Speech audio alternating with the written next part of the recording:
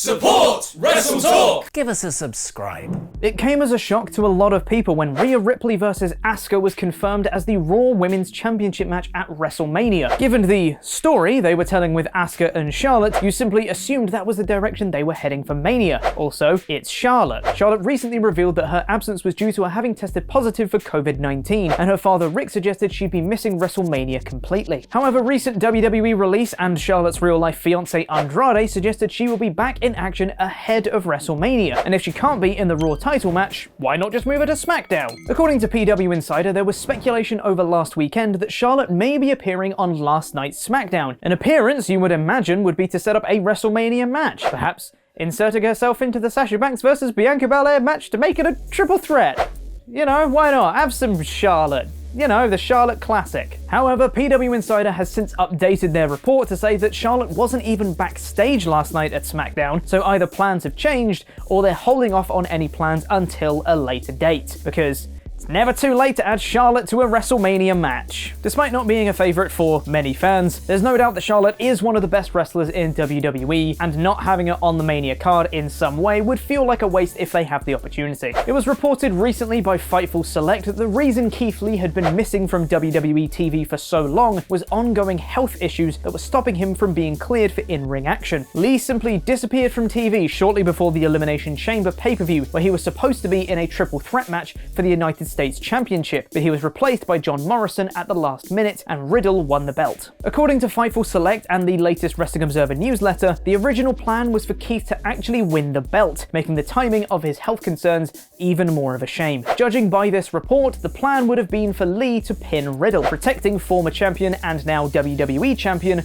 Bobby Lashley. Everyone at WrestleTalk wishes Keith a speedy recovery. Come back soon, you legend. The Thunder Rosa vs. Britt Baker lights out match from last week's AEW Dynamite received almost universal praise, and even those who didn't like how much blood there was in the match have mainly praised the two women on their efforts nonetheless. However, if Tony Khan had his way, the match would have looked very different. According to the latest Wrestling Observer newsletter, Tony Khan tried to talk them out of doing a few things, but Baker and Rosa both talked Khan and Jerry Lynn, the producer of the match, to allow them to do what they wanted. How refreshing. He wanted them to do it one way, they said no, and he accepted their decision as wrestlers.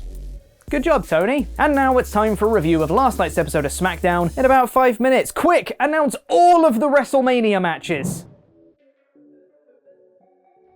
Thank you for being an awesome Pledgehammer on Patreon. He's no jackass, Dano. This episode of Oh God, WrestleMania's in 2 weeks opened with Daniel Bryan coming out to the ring and demanding another shot at the Universal Championship as everyone saw Reigns tapping out at Fastlane, saying he wouldn't leave the ring until he got what he wanted. Eventually, definitely not the general manager Adam Pearce came out, and Bryan pitched different ideas to him after his idea of a Universal title match on that show was denied, saying he could face the winner of Edge vs. Reigns straight after their match at WrestleMania, like Bryan had to do at Elimination Chamber, or you could have Edge vs. Reigns on night 1, and the winner could face Bryan on night 2, like we're doing at WrestleJamia. Bryan watches WrestleTalk confirmed. Before Pearce could make a decision, Edge came out to the ring and ran down Bryan, saying he won't take away his chance at the title, but he wasn't trying to? He didn't suggest the triple threat. All of his scenarios included the same one-on-one match between Reigns and Edge. He's not replacing you, Edge. Are you sure you know what you're mad about? The pair got into a brawl with Edge standing tall, and Adam Pearce then was announced to make his decision by the end of the night. I'm really liking heel unhinged Edge, and he plays the character well, but his character motivation is a little skewed. He was mad about Bryan having a title match on SmackDown, but that doesn't really affect Edge. He still gets his shot from the Rumble, and he's not being replaced. The character is there somewhere because he can be annoyed about stuff in this feud. He's just annoyed about the wrong things. Seth Rollins was out next to face his Fastlane opponent Shinsuke Nakamura in a rematch. Corey Graves said, "No complaints from me," when this was announced, but there's complaints from me, Corey. Why are they having a rematch? I don't know. Rollins won clean. There was no explanation for it either. This felt entirely unnecessary. Regardless, it was a fun match, which Nakamura dished out about 95% of the offense for, before succumbing to the stomp for the Rollins win. Cesaro came out to save Nakamura from a post-match beatdown, hitting a sweet pop-up uppercut on Rollins, and in a backstage segment, Cesaro accepted Rollins' challenge for a WrestleMania match by swinging him several more times. This was good, and I'm glad they've got a singles match at WrestleMania, but it does feed into a larger overall point that I'll make at the end of the review. Up next was a 6-man tag match of Big E and the Street Profits versus Apollo Crews and Alpha Academy, and before the match begins, a rematch between Big E and Apollo for the Intercontinental Championship is announced for WrestleMania 37, so naturally, Apollo pinned the champion here anyway. This was a really fun match, featuring some awesome Chad Gable spots because he's great at wrestling, and a really cool finishing sequence. If you were going to have Apollo pin Big E here, why not wait to announce their WrestleMania match until after? Or don't have Big E pinned. You could easily have made something like a visual pin that could protect both of them. This felt like a massive step down from the frankly awesome build they had prior to Fastlane. The KO show was next with special guest Sami Zayn. Sami is such a good heel, constantly talking over Owens but still trying to keep him on side. He announced that next week will be the red carpet premiere of his documentary, and Logan Paul will be there. I don't like Logan Paul. I'm sure this would be great for his audience, but unfortunately, I'm not 11 years old. Owens showed some wonderful fire here, intimidating Sami into a match between them at WrestleMania before hitting a stunner to leave him laying. We've got Sami versus Kevin at WrestleMania, and that's pretty great. This story just feels off. These two deserve more with all their history. This felt incredibly rushed from last week, like they skipped a few steps in the story, but they've got 2 weeks to turn it around. Maybe. Bianca Belair versus Natalya came next, featuring every wrestler's kryptonite, another person's entrance music. Bianca was distracted by Sasha Banks making her entrance, and after some goading after she joined commentary, Bianca slapped her, then pinned Natalya with the KOD, and then Banks hit a backstabber on Belair afterwards. This was fine, I guess. Rey Mysterio versus Dolph Ziggler came next, which had a couple of fantastic looking spots, including a powerbomb over the barricade and a zigzag as a counter to a dive to the outside. In the end, Rey pinned Ziggler, potentially setting up a tag title match at WrestleMania. It's another champion being pinned, but at least this one was a tag champion being pinned in a singles match, so it's not quite as bad. But I am still holding out for the Fatal 4-Way at WrestleMania.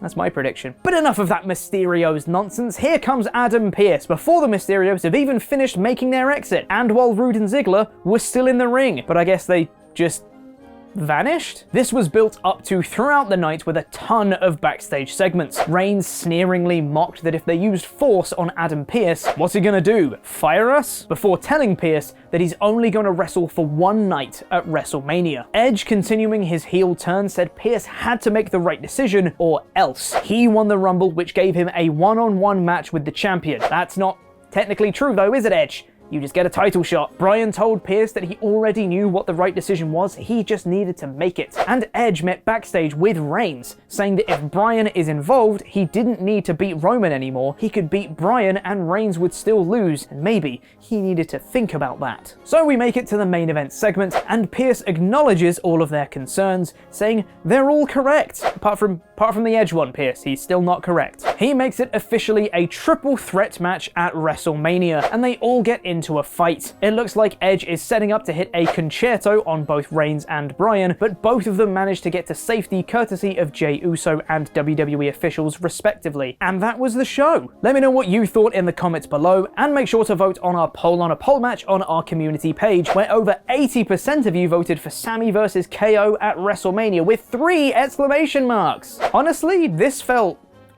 decent. The in-ring quality of the matches was great, but there were so many WWE tropes throughout this show that it really diminishes any sort of impact it would have. People distracted by entrance music, champions being pinned, unnecessary rematches from pay-per-views, and none of the matches announced on this show for WrestleMania, with the exception of the Universal Championship match, felt like they had much build at all. And if they did have build, it was more often than not a regular WWE formula of storytelling. Heel tries to beat up babyface's friend, babyface saves, there's a match. Champion gets pinned, there's a match. Twice, probably. Babyface is distracted by heel on commentary, and yes, Sasha is a heel now, and then they get attacked after a match by the heel. None of these matches feel like WrestleMania caliber feuds and stories. This does not feel like we're 2 weeks out from WrestleMania. This felt like a panic show in order to announce as many matches as possible so they could sell more tickets for the live audience. This felt like the build to a B pay-per-view that we're still 4 weeks away from. It's almost as if